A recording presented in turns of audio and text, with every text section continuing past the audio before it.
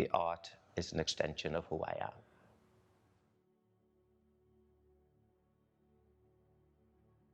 My name is Antonius Roberts.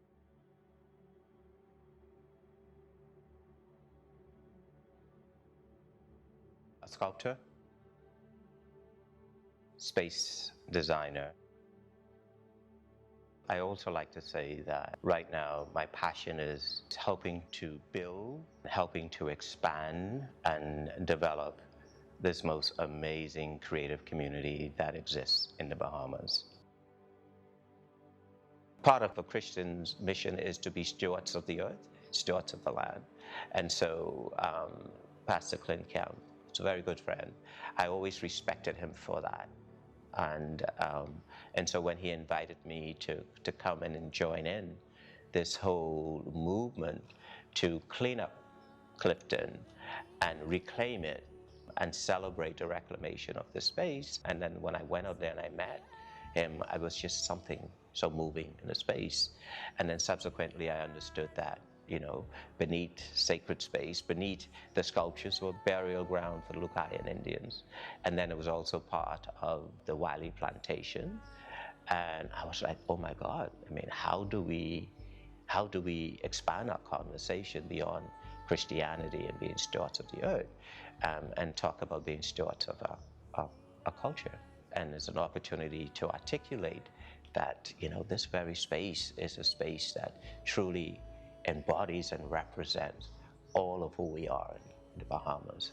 And to celebrate my heritage, to celebrate my mother, my grandmother, my sisters, the ladies who helped to nurture me as an artist, to actually think of their spirits and think of them rooted in this space, and what would it have been like if my mother was part of this plantation.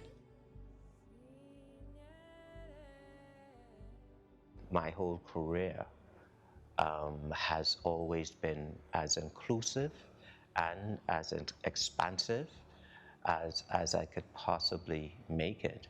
And so therefore, for me, even now, it's a natural thing for me not to separate who I am as a person from my art. My medium is very, very diverse because I feel beyond the artifact or beyond the physical art piece, whether it be painting, whether it be sculpting, whether it be drawing, or something else.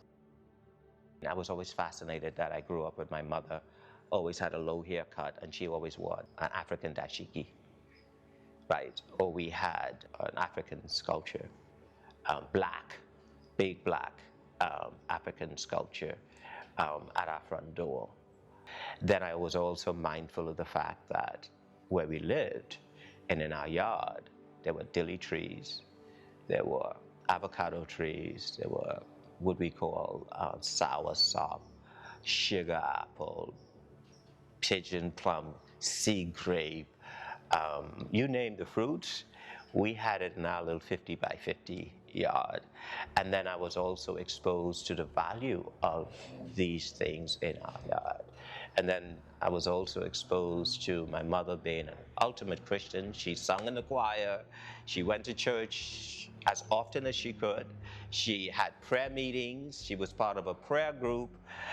But at the same time, she would come home, and if something went wrong, I would see her taking the turpentine and sprinkle it in a corner of the yard, in a corner of the house, or she will like read the Bible and then the Bible will be turned down. I'm like, Mommy, what you doing? You know, boy, mind your own business kind of thing, right? Or, you know, go to bed with your shirt on backward tonight and stuff like that, and spirits and boogeyman and all of that. This was part of my growing up, of my people. But at the same time, I mean, you might have issues with the neighbor, but it was always trading and sharing with the neighbors. And so in my search for my identity and for my language and for my creative process, my signature, I found it was important for me to draw on all of those things and also expand on those things. And so therefore, fabric became very important to me.